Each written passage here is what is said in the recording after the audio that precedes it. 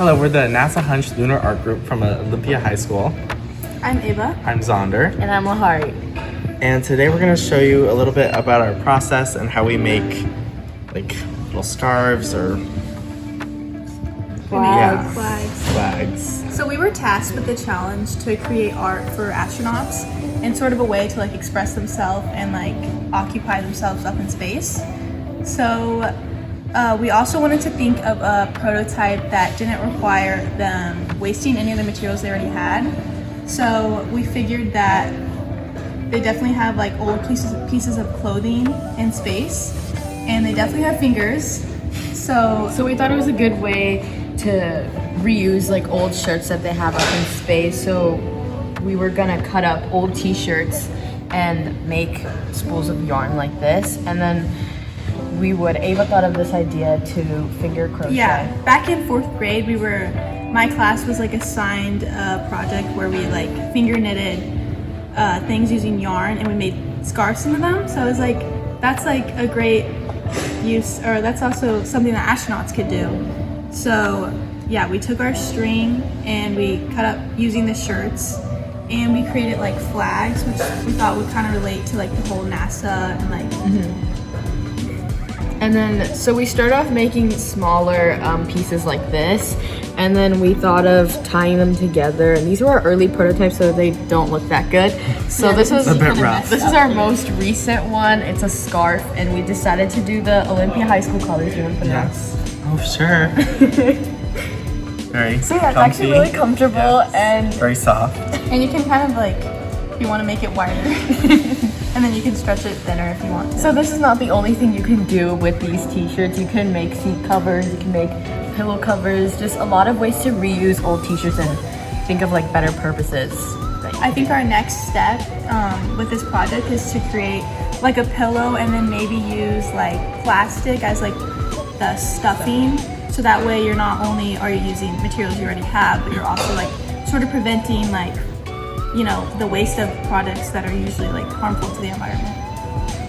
Back in October, we started brainstorming what we could do to use these t-shirts. I like it. So we came up with this idea, and we had to present our ideas. We got some feedback about maybe making a tutorial on how we did it, or using different kind of fabric to make these scarves and pillows or whatever. So yeah, we kind of experimented with like the strength and like the stretchiness of the materials. So here we use kind of like a looser material, and it has like a further, I guess you can see like bigger gaps. So this would be better for like a seat cover or like a pillow. But this is like a tighter knit, so it would be better for like clothing or I don't know, whatever you want, because it has less holes in it. yeah. So then we actually started making the prototypes around like, would you say like December, January, we got like the supplies needed, and then we just started working from there. Yeah, and then in February was when last week when we found out that we got selected and that we were going to Texas. So that was really exciting for us. Mm-hmm. And we're going to Texas on April 15th. So we're gonna be there for like 4 days presenting. Early in December, there was a meeting called PDR, and that's sort of like a Zoom call to get feedback from our mentors. Mm-hmm. And that's kind of where we brainstormed some of our newer ideas, like the video. Yeah. And then the CDR was the final Zoom call, and that's where you got selected. That's where you presented your final ideas, and they sort of decided if you were a finalist or not. So in Texas, we're gonna be going to the Houston Space Center, or Johnson Space Center, and we will be kind of presenting our ideas to engineers and other astronauts working at NASA currently about our ideas, and they'll listen and give us feedback. We'll be like staged around the Saturn V rocket, and yeah. The general public will also be there too, so it'll be a cool experience for everyone. And I think we also get to sign like the locker for a future space. It's going to be going into space, so it's going to have Olympia High School and our names on it, and it'll be launched into space. My name is Andrew Woodbridge. I'm a CTE teacher here at Olympia. This is my 6th year here, teaching 3D design and fabrication. We are excited to participate in NASA HUNCH. This is our third year participating in the program, and we're the only school in the design and prototyping program for the whole state of Washington. It's a chance for students to work with engineers on solving real problems that NASA has. Their solutions are then collected by NASA and then implemented. So projects that students have done in the past are already being implemented and used on the International Space Station and are being used for planning for the lunar missions that are coming up. So this year we have students that worked on 7 different teams. Everything from how to do a medical inventory system on the International Space Station to growing bamboo on the moon.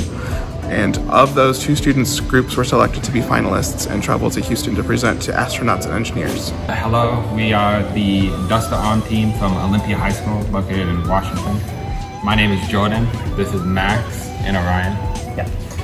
We were challenged by NASA to make essentially a part of a space Roomba to go on the International Space Station, where we needed to make a system that would pick up dust from like the nooks and crannies across the space station and like not break anything, and sort of work with other pieces that other people are designing. These things aren't really going to come together, but they're going to be used so that their like ideas are going to come together in a final product that NASA's going to make. And our product, what we have right now. So this is our current design.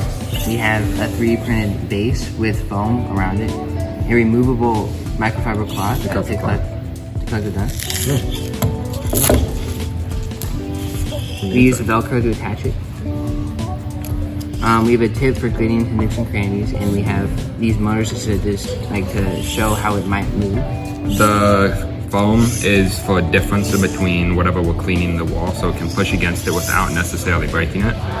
So it still get a nice clean. Yeah. And the servos specifically, as Max was saying, it shows like how it's going to dust, which is hopefully side to side.